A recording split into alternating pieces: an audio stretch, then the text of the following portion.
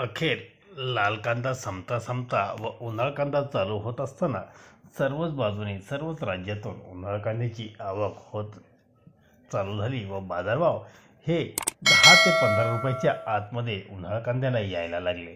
तर सरकारने एक महत्त्वाचा शेतकरी बांधवांसाठी निर्णय घेतलेला आहे। जी 20% एक्सपोर्ट ड्यूटी लावली होती ती पूर्णपणे काढण्याचा निर्णय सरकारने 1 एप्रिल 2025 रोजीपासून पूर्णपणे एक्सपोर्ट हे खुले होणार आहे। त्याचा फायदा शेतकऱ्यांना 1-2 रुपये बाजारभावात नक्कीच भेटणार आहे। पाहूयात पुढील काळात कांद्याला काय बाजारभाव राहतात।